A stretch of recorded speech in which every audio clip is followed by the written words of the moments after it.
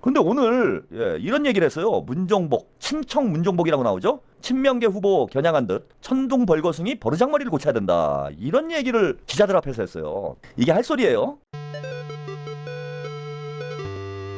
국회 본관에서 기자들을 만나서 내가 하소연할 게 있는데 최고위원 선거에 나가게 됐다. 이런 얘기를 하면서 버르장머리를 고쳐줘야 되겠다. 당에 들어온 지 2년도 안 됐는데 공직 당직도 못 맡은 천둥 벌거숭이한테 언제까지 당이 끌려다닐 거냐. 이런 얘기를 했다라는 거예요. 이건 누가 봐도 이제 그 유동철 위원장을 언급한 게 되는 거죠. 공직 당직을 못 맡았다. 이게 누굽니까? 공직 당직을 못 맡은 사람이 한 명밖에 없잖아요. 그럼 이건 유동철 후보를 공개적으로 저격한 것밖에 안 되잖아. 그 당직이 벼슬이에요? 공직이 벼슬입니까? 그리고 이게 청래파들의 가장 큰 문제점이에요. 이거 입이 가벼운 거. 저 기자들 불러놓고 같은 당의 동지에 대해서 저게 할 수 있는 말이에요? 천둥 벌거숭이니 버르장머리를 고쳐야 된다느니 기자들한테 하는 게 이게 말이 되는 소리입니까? 지금 현재까지 이제 출마 의사를 밝힌 사람이 친청 쪽에 문종복, 이성윤 두 사람이 지금 나올 가능성이 있고요. 그 다음에 친명 쪽에 이건태, 유동철 후보가 이미 출마 의사를 밝혔어요. 자, 문제는 이거예요. 2명을 당선시켜야 된다고 그랬잖아요.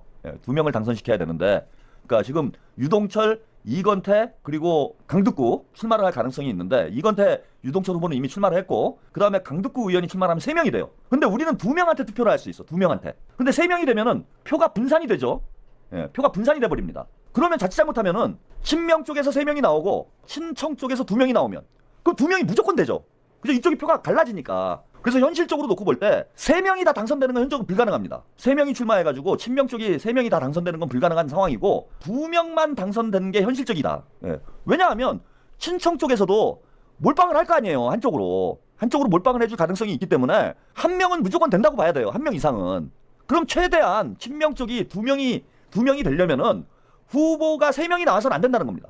그래서 제 판단에는 이번에는 2명만 나가야 된다. 왜냐? 3명이 당선되나 2명이 당선되나 전략적으로 큰 차이가 없다는 거예요. 어차피 이번 최고위원들은 임기도 뭐 6개월밖에 안 돼요. 6개월밖에 안 되고 이번에 친명 쪽이 출마하는 이유가 친청 쪽을 정청래를 견제하기 위해서 출마를 하는 것이기 때문에 2명을 확실히 당선을 시켜서 5대4를 만들어 놓는 게 전략적으로 중요하다. 그래서 저는 미안한 얘기지만 강득구 의원은 안 나오는 게 맞다. 지금 나오면 안 된다. 이제 강득구 의원은 그러니까 본인이 늦게 출마 선언을 한 게 본인의 잘못이다라고 생각을 하셔야 돼요. 그래서 강득구 의원이 지금 출마 선언을 하게 되면은 자칫 잘못하면은 죽 서서 개주는 어차피 이번 보궐선거는 정청래를 견제하기 위한 목적이지 본인들이 어떤 정치적 경력을 쌓는 게 목적이 돼서는 안 된다라는 겁니다. 그러면은 강득구 의원은 어쨌건 이제 그 선수를 못 쳤으니까 유동철 후보하고 김건태 후보가 빠르게 움직였으니까 강득구 의원은 이번은 쉬시고 다음 당원대회 때 또 김민석 한번 말씀을 드렸는데 김민석 총리하고 가까우신 분이잖아요. 그래서 김민석 총리가 당대표 출마를 하실 때 강득구 의원은 그때 이제 수석 최고위원에 도전을 해서 김민석 총리를 좀 보좌하는 이런 역할을 좀 하시는 게 좋지 않겠나. 그래서 좀 전략적으로 우리 강득구 의원님께서 전략적 판단을 좀 해보시는 게 어떨까.